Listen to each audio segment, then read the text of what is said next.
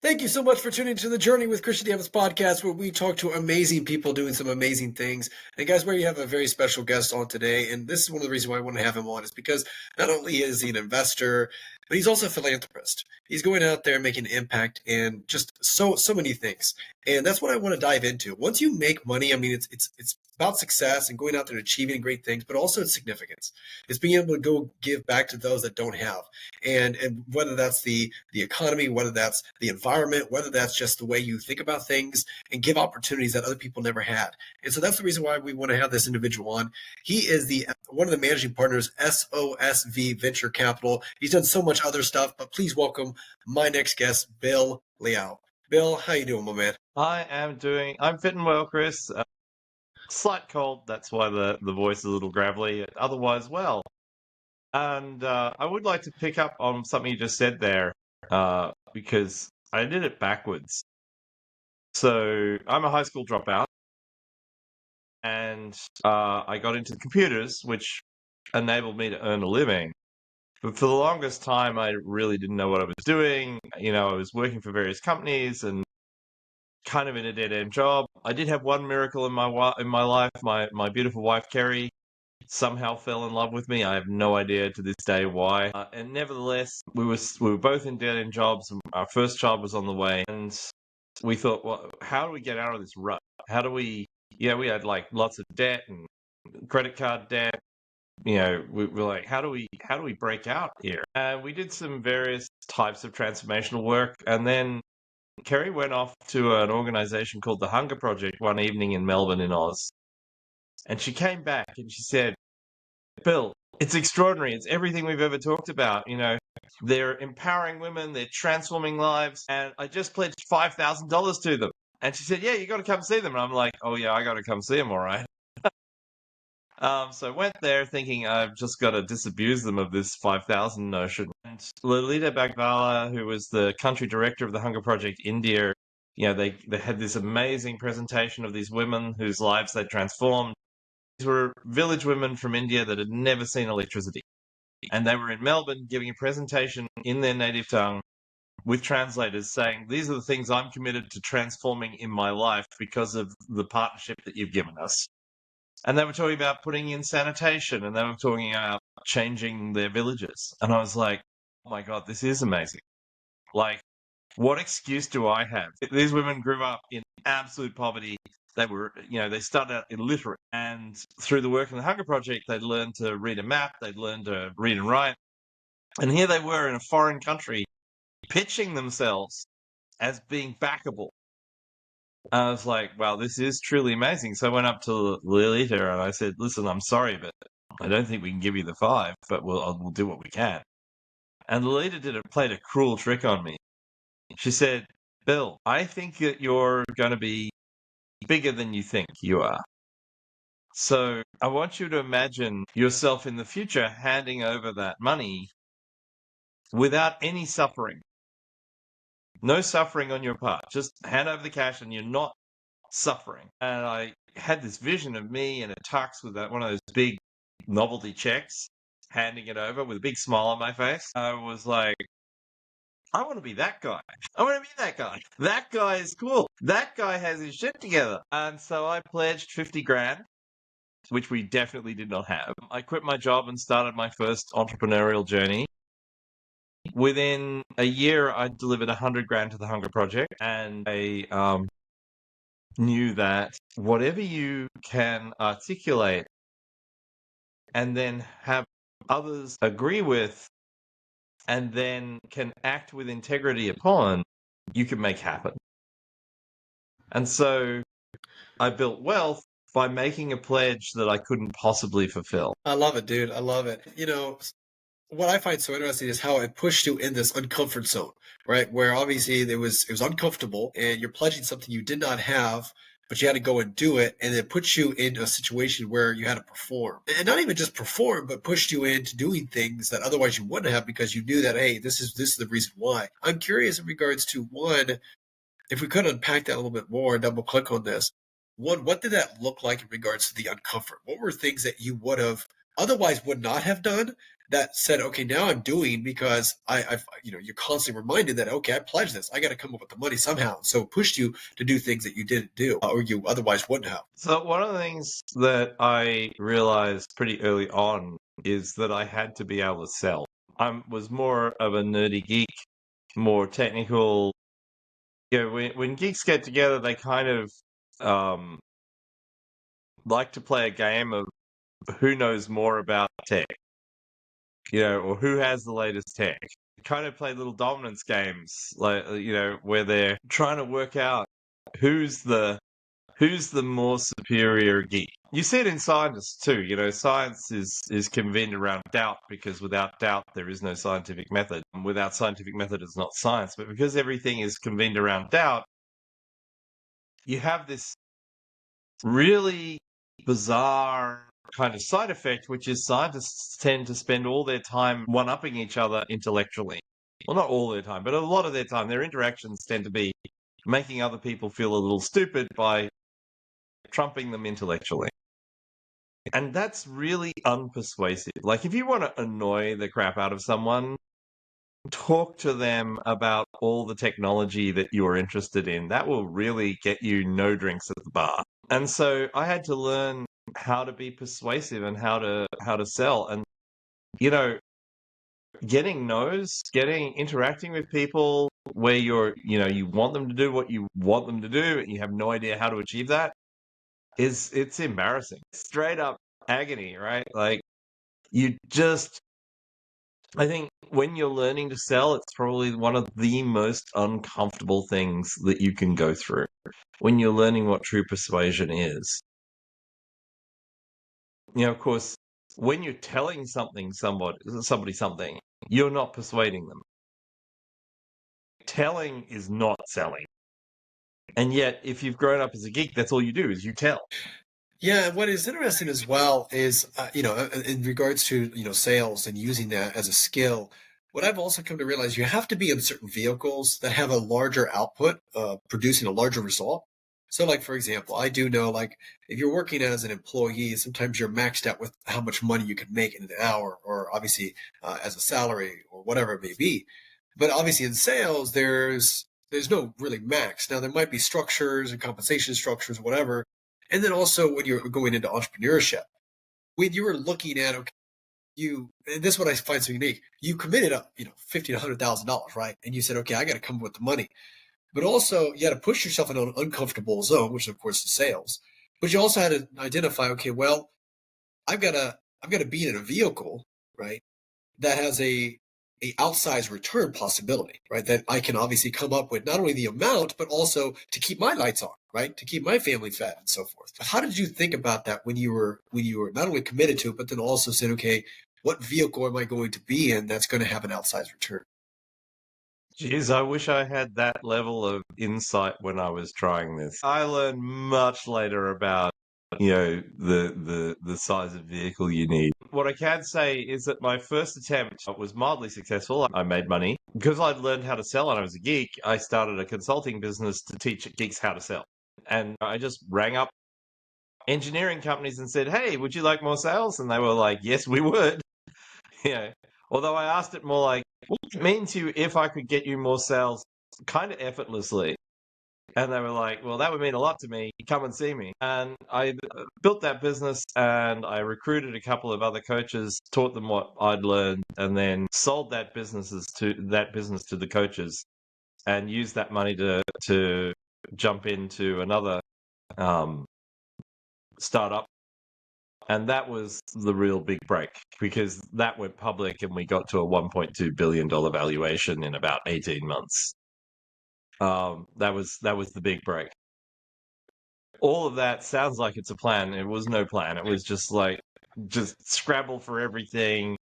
Shiny, all shiny. I think, if you were to sit down there and plan it, it sounds like the right thing to do. At the same time, I might have missed the opportunities that were just coming past me if I navel gazed too much on the plan. Oh, I love that. So it's just really just taking action and just moving forward and then going from there, just figuring it out and not putting too much like strategic approach to it. Saying, okay, we're going to do this. And then at 3 months from now, we're going to do this and blah, blah, blah. It's just like, hey, I'm just going to move at such a velocity that it's indisputable. how does this still apply to where you're at now? Because obviously you're playing at a different level now. And what I mean by that is just maybe the way you think about philanthropy and saying, okay, now, you got that 100,000. Now all of a sudden you may be playing in a different game, but also it's just like different numbers and maybe adding more zeros, etc. But at the end of the day, you're still maybe uncomfortable a little bit, where it's like, oh gosh, $1 million check or a $3 million check. Or like, oh wow, that's kind of uncomfortable. But then be able to put yourself in that situation because you know that's going to be beneficial, move yourself forward a little bit. How do you, and maybe not just monetarily, maybe I always hate to always just think monetarily. Maybe it's like just maybe saying, okay, hey, look, we're going to invest a lot of my time, right? Because time is most valuable. A lot of my time into a project or into something that you can't get back, but also you know that the impact is going to be huge. So how do you think about that now? Just playing at this different level, would you say? So there are a few things to unpack there. The first thing to unpack is what are the core ingredients of entrepreneurship for reals? So the core ingredients for entrepreneurship, as far as I can tell, are being dissatisfied with something such that you obsess, having a bias for action, and being a little bit too stupid to not know you shouldn't be doing it. I love that. I love that last bit. Don't be too stupid. Go ahead, man. That's like just plowing on. Velocity is important. That bias for action is essential. The obsession about a problem that needs solving is really critical, and a sense of urgency is also useful around that obsession, right? Like I see a lot of places where people do startup in incubators and they get all these supports and people wonder why they don't make progress speedily, and that's because there is no sense of urgency. There are no deadlines. Whereas if you're going to drop dead, if your company's going to drop dead if you don't just pull it all out, that's kind of useful. That's like that kind of discomfort where your feet are on fire is very, very useful. And here's the thing. It's the same whether it's not-for-profit or for-profit. Good not-for-profits and good for-profits, for me, startups and scale-ups, have all those ingredients. So, when I was like, we homeschooled our kids, right? And my daughter was 8. And I was invited by the Prime Minister of St. Kitts and Nevis to join the UN delegation as a diplomat about climate, because they're a small island state and climate is more important for islands, right? Because there isn't that much landmass to give up. And by the way, for the avoidance of doubt, when sea level rises, the amount of beachfront property shrinks. It does not get more, right? There is no universe in which more sea level makes more beachfront property. So I was looking over this and I thought, well, geez, they sent me a diplomatic passport. I better take it seriously. And I hadn't really thought that much about climate change. And when I did even a small amount of research, it just scared the absolute crap out of me. I was like, wow, there's not going to be a world for my grandchildren to grow up in if I'm not careful here. And morally, I was looking at my daughter and she was studying this stuff with me, and she turned around and looked at me and she said, at 8, Daddy, you broke the planet, you better fix it. And I was like, I know, if you have a daughter, if they stick the knife in, you're done. There is no higher power on this universe than a determined daughter if you're a guy, right? Like, that's it. If you're a right-thinking human male, you surrender to women anyway, because it's better to be happy than right. So to make that choice. When your daughter gives you like a direct command, there's really not much you can do about it. And I realized that the way to impact the climate that I could find that would be best would be planting trees. I studied the work of Walter Jane and discovered that trees make clouds. They actually have little bacteria on their leaves that fly up into the air, and when they're in the air, they actually suck moisture out of the air and they form clouds so they can rain back down. So the bacteria have learned how to travel. And when they do this, cloud cover increases at high temperatures and low levels. And if you increase cloud cover just 2% around the equator, you actually reverse global warming for about 500 years, maybe 1,000, because that clouds reflect sun back into space. And the problem is too much sunlight hitting the ground and getting trapped by the CO2. So if you can reflect it before it gets down, you can actually cool the planet quite quickly. So to do that, you need billions of trees, billions more trees. Well, the only way to do that, you can't do that with money. You've got to do that with people. And so we created WeForest, and I bought the first 10,000 trees just to show people what it was. And then we set about creating networks of people who empower themselves through planting trees using the principles of the Hunger Project, which is empowerment of women, because women are the key change agents. You're not talking about trying to do it individually. You've got to think about what is the largest network that I can create that believes in the mission and that will work according to the structure such that there is success. And I did make a stupid commitment. I committed not to fly until we had 100 million trees. At first, I thought I'd commit not to fly until we had 2 trillion, but that wasn't going to happen in my lifetime. So I added a reality check. I went, okay, 100 million growing trees. That took a little over 10 years. So I got to see the world from the ground. I traveled across the Atlantic on container ships. I crossed the US on Amtrak. I crossed Russia on the Trans-Siberian to Japan. I spent a lot of time on the ground. It was not as much fun as people think. At the end of that 10-year period, though, or slightly over 10 years, in 2019, we had our 100 millionth tree growing. And those 100 million trees had lifted so many village women and their villages out of poverty because they're integrated into these permaculture food forests that we took degraded land and we created new forests that weren't there before, that are biodiverse, that have, food and crops that they can sell.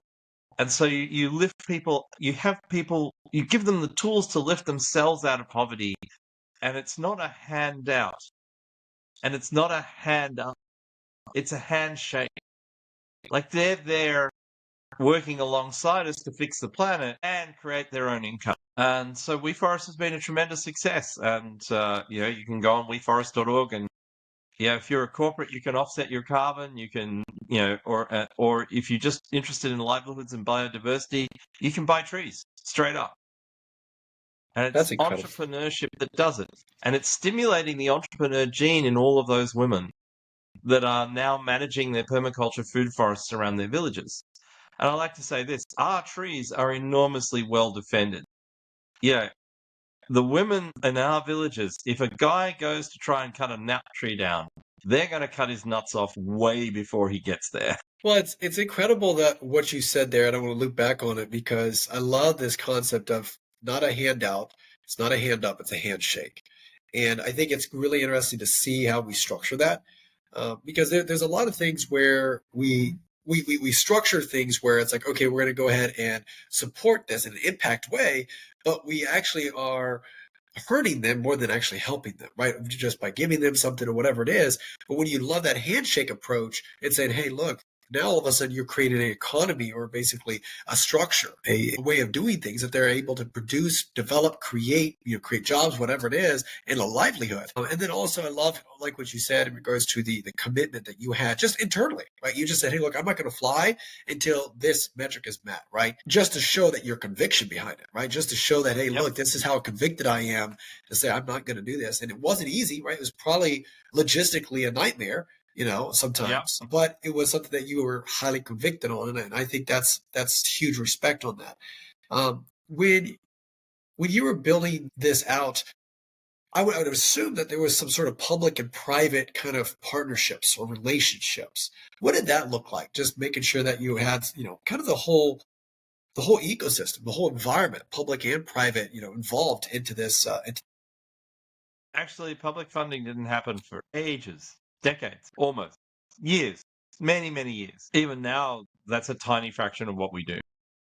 So with WeForest Trees, we looked at how can you make money for companies by being supportive? And we came up with a whole bunch of language options for people so that they could sell more, make more margin, lower their customer acquisition cost, and plant a tree. So we came up with buy two, get one tree. And if a customer buys 2 and they get the tree, you've halved the customer acquisition cost for that item. And that means that tree actually made money for the corporate. if you look at our engines of commerce, our big corporations, they are the most powerful things that humanity has ever created. And while everybody sort of talks, oh, companies are bad, corporations are bad, all this stuff, the only way we're going to fix the problem is by leveraging those giant engines. We don't have enough time for all of us to just become hippies, right? It's just not going to work.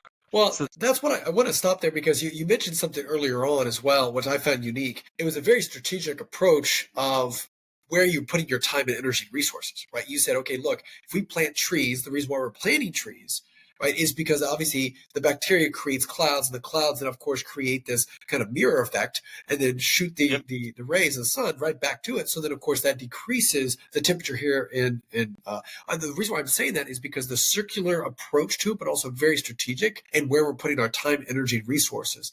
And I've heard conversations where we're spending time on certain things, but we're not seeing a good result, right? The input to output ratio isn't the best. And so you really got to understand, okay, at an intricate level, just on that point alone, Bill, how long did it take maybe you, or maybe just like going through the motions? Because I think at the end of the day, you just got to take action, right? Which is very important. But also I think it's very important to also be very strategic on the way you take action. So at what point did you start realizing, okay, this is where we're going to focus our time, energy, and effort? That's going to create the best output, right? Holistically, for the economy, for those nations, for those, whatever the situation is, but also for the environment as well. And who helps you through that process of just learning about that? So I'm really big into Google Scholar and into research. While I may not have a plan up front, what I do have is the research, and I do the math. And the math is very straightforward. If you can find a way to increase cloud cover, like the whole nuclear winter thing where, you blow up the planet and you cool it down because of all the cloud that goes up, all the dust cuts out the sun. That's known math. It's all physics. What I did was I did the math, and I started looking at, okay, what can affect albedo? And I found this paper by Walter Jane in the CSIRO in Australia, and I went, that works. Trees can actually do it. And then I looked up, how much degraded land have we got that we could reforest? And 23 million square kilometers. Okay, there's enough land to do it. Basic math is really useful. In forming a big picture, if you can use basic math to form a big picture. Yeah, okay, maybe I don't have a fantastic detailed strategic plan. And if the math works, that's a good sign. And I think the other thing that you have to look at is, if you're going to filter out what you're going to do, it's important to know, have a sort of grounding. Now, a lot of people in the world are searching for their life's purpose. Like, oh, I will look for my purpose and it will hit me like a lightning bolt one day. I'm just far too much of an engineer to go, yeah, that'll work. The odds of your purpose finding you are ridiculous to 1. Where does it say that you can't design a purpose for your life that touches, moves, and inspires you and others? Where's that rule written? There's no rule there. So I would advocate anyone in the world who wants to get somewhere further, design a purpose for your life and share it with people and refine it until it touches, moves, and inspires you and others. My personal purpose is a world that works for all living things while civilization thrives. I like civilization. I like toilets that flush, and I like Novocaine. So, you know what? I want civilization to thrive. I also want it to thrive in a way that has all living things, everything working for all living things. And, that doesn't mean skipping off to Mars, right? That means fixing the problem here. Yeah. I mean, you're exactly right on that, and being able to articulate and identify exactly what that looks like, and then just, action, just taking massive action. When you were doing this here, in regards to collaborating with other, I know you said the public markets really didn't come in until later on, right, in funding and whatever, but you worked with a lot of the private markets, right, whether they're private companies, whether they're just other companies, whether they're just other individuals. It seemed like you were a missionary a little bit, where you were like, hey, you know what, you were so high conviction. You were like, hey, let's do this, let's rock and roll. And obviously I would assume that some of those sales techniques that you used, persuasion, things like that, really helped influence this as well, to be able to get people on the board, get on board a bit about this. I found this very interesting because I remember when I was younger, I saw like there was always like a top of mind to some extent about the environment and what we needed to do. But now I've seen it where it's hit kind of mainstream, right? There were a lot of early adopters, and then now it's kind of mainstream in regards to, okay, well, we got to do something with this environment. We got to do some things that are actually helping to some extent. And I'm curious, in regards to just maybe your journey through this process and getting people like to catch the vision, to catch the fire. What did that process look like? I would assume just like with raising capital for a company, it's you get no, no, no, no, no, no, no, but sometimes you get that one yes, that one connection, that one relationship. It's like, okay, now all of a sudden we got fuel in the fire and let's rock and roll even faster and quicker, bigger, whatever it is. What did that process or that frustration or that little bit of journey look like to finally get that one yes or several yeses and say this high conviction? So it always looks like creating a brand and an articulation that people can buy into. I mean, I love brands that are contrast brands, and I love brands that are, do what they say on the tin. So WeForest, that's what we do. We forest. We made forest into a verb, right? And the purpose of WeForest, which also happens to be our tagline, although it doesn't have to be, is making Earth cooler, because that's what we do. Right? We're making Earth cooler. That's some good marketing right there. That's some good marketing, man. That's good. Keep it simple. You've got to go on that journey. It's not about the persuasion as much as it is about the articulation.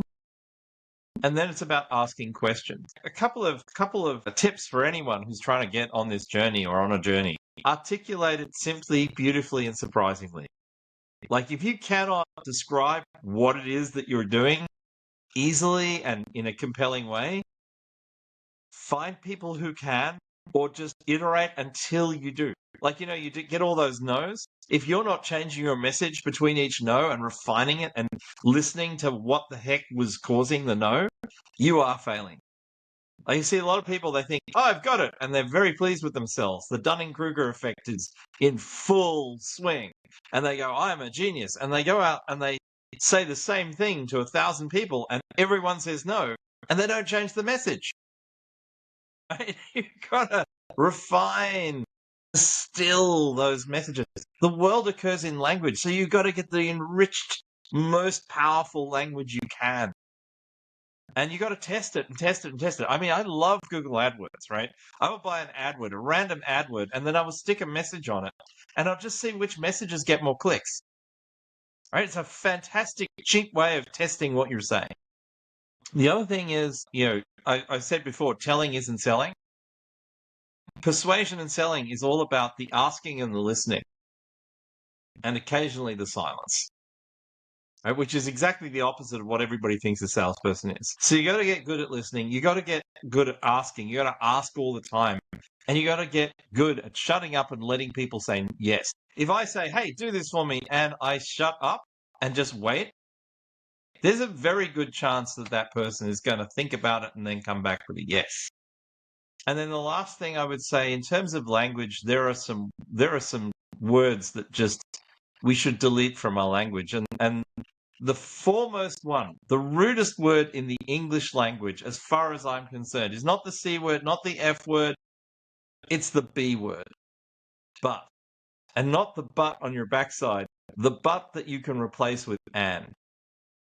Consider this. If I say, hey, I would really love to help you, but I hear what you're saying, but these are straight up rude. They're just insulting.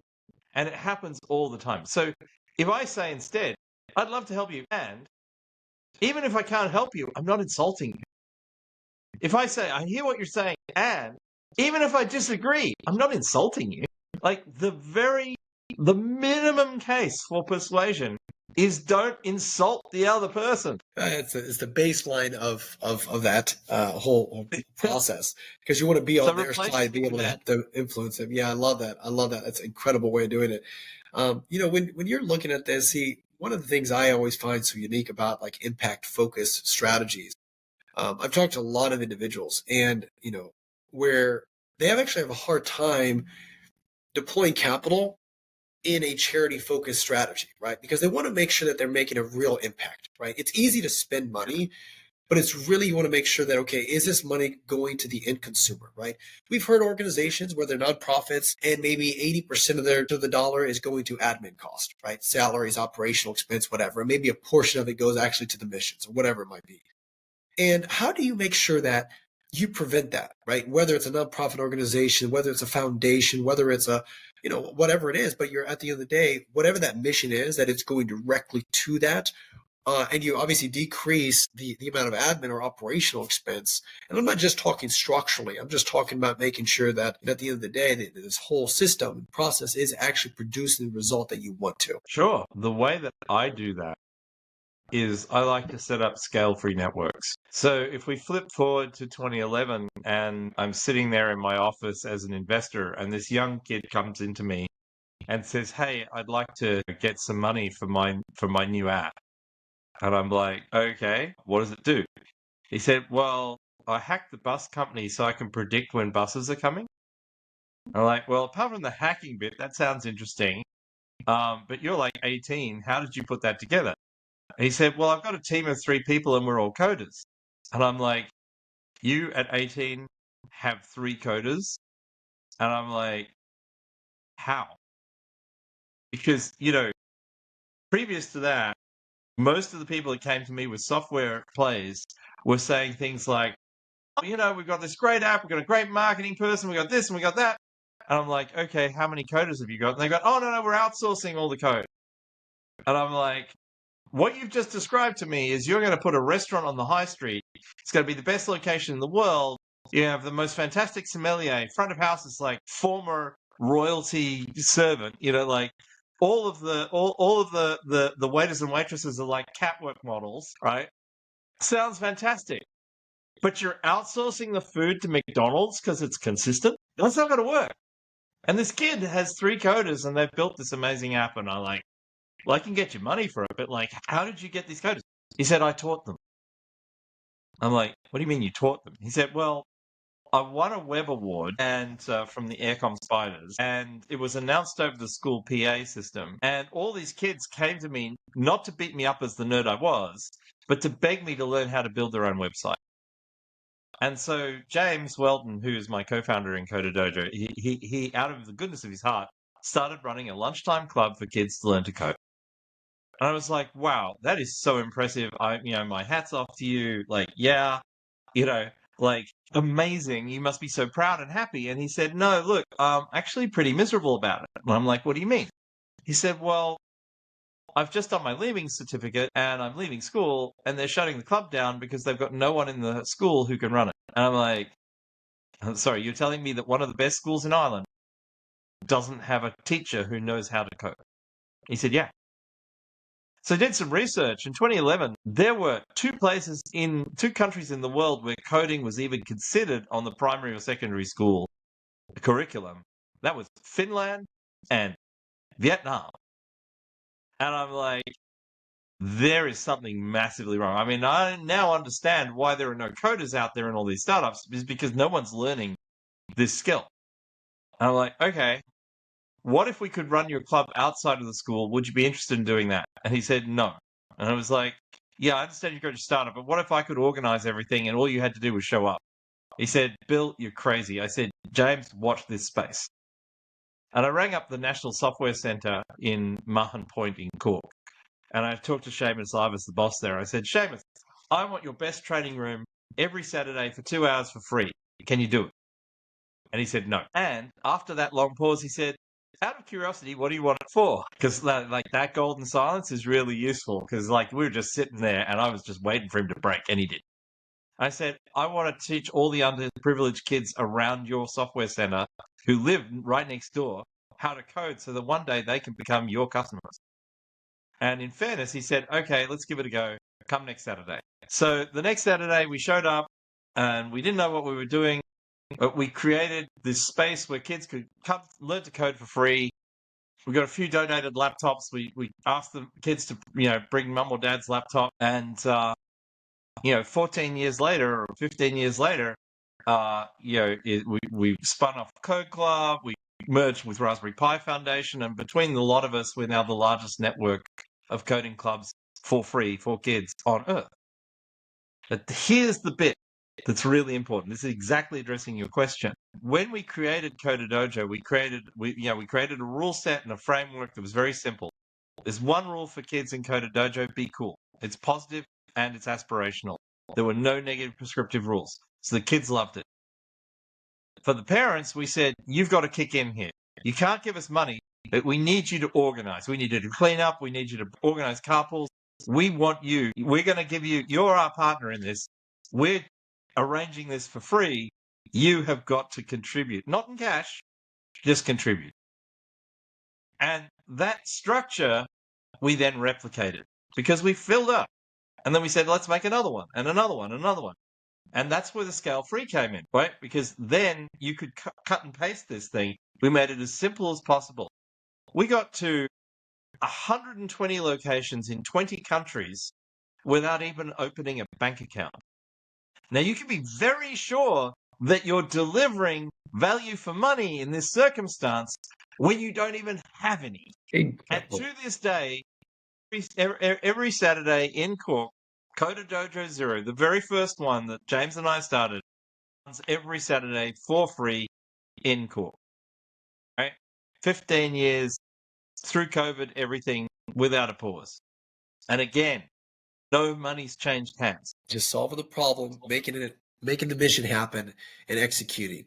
And I think that's just so incredible what you were able to do there. Because at the end of the day, like you said, I love that analogy where you want to outsource some of the most important things when you're building out your structure of things. And it's just like, outsourcing the food to a high caliber restaurant. But like you said, it just being able to implement a strategy, but at the end of the day, have this huge, massive impact that really no money has been exchanged. It was just this mission, this vision that you sold on it. I want to ask you this because I've had some conversations. I know we're kind of pivoting a little bit, but I think it's important to talk about this because I think it's very unique. So many of us, we think like, obviously, to make that impact, we have to have a lot of money or resources, whatever it is. And I think sometimes that's like I've even caught myself into this. Once I hit XYZ, then I will give XYZ, right? And it's this kind of dichotomy a little bit where I'm sitting there going, well, why am I doing that? Why don't I just go and give? And then, it doesn't really matter where I'm at, just give and do this or whatever, start this, create this, develop this. And I'm very one of those people that just like, well, once I hit this in year 3 or whatever, then I'll be able to. And I see a lot of other people using that same thing. And it seems like you obviously lean more toward just taking action and just figuring it out on as you go. And maybe you don't instead of giving, asking. People want an opportunity to contribute. Give them that opportunity. When you sit there going, I'm going to wait for this moment, you're being stingy with yourself and you're being stingy with other people. And, I see a lot of people get burnout, right? There's no burnout when you get the pure joy of seeing the lights come on in a child's eyes or seeing the pure joy of village women dancing in celebration of a harvest that wasn't going to happen. Seeing the pure joy of a startup that raises and delivers actual product that changes people's lives. You don't get access to that joy when you're just doing it for yourself. I'm sorry, but unless you are a total narcissist, in which case there's another problem. You're just being stingy with yourself by saying, I'll wait until I reach this milestone before I start contributing. Contribute the ask. Contribute the mental power. What are you going to do on your holidays? Are you going to sit on a beach? Fine. Do that for a week. After a week of sitting on a beach, most people I know are stir crazy. Take some time. Create something. Join someone else who's doing something amazing. Don't wait. There are so many organizations out there that can use your asking ability, your savvy, your nous, and it's fulfilling.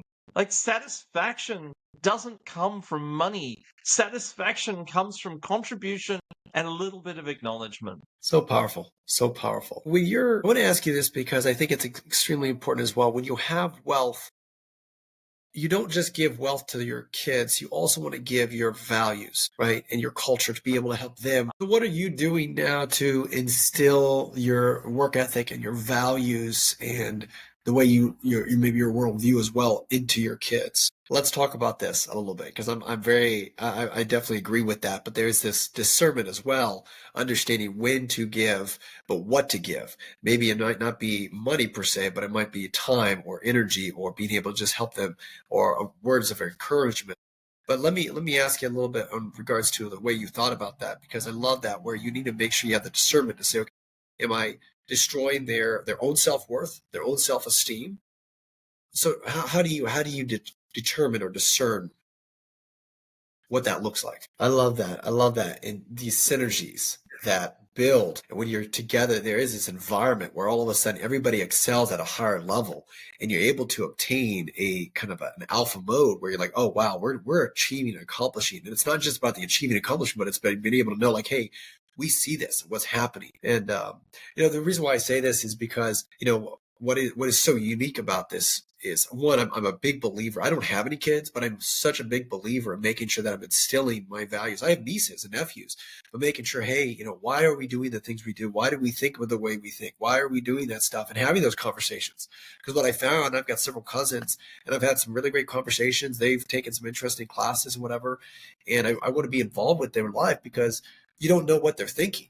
And I think it's important to be able to dialogue and just understand and ask questions and understand, because the more you're able to understand, the more you're able to help them direct them on where to go. And I see so many where they have a very laissez-faire structure, but I'm also a big believer in, like you said, in regards to the way to help someone, right? So what I find so interesting is wealthy individuals. Yeah, yeah, encourage it. Yeah. It's got a negative connotation. Yeah, yeah, yeah. Bill, man, it's so fun to have this conversation with you. And I know we didn't get too much in finance and money, but this is, I think, is very important for a lot of people right now, and they're hungry for this kind of conversation. Bill, for those that want to reach out to you and connect with you, and just maybe just follow your journey and where you're going, and maybe be involved with some of the things you got going on, how do they reach out to you and your team and stuff? Awesome, and I'll put all those links down in the description to make it easy and simple. Okay, I'll make sure I'll put that up at the top there. Yeah. But Bill, truly a pleasure, guys. That is my guest, the SOSV managing partner, the one and only Liao, and general partner, Yeah. Bill Liao. Guys, that is Journey with Christian Evans podcast. Until next time, be uncommon if you can.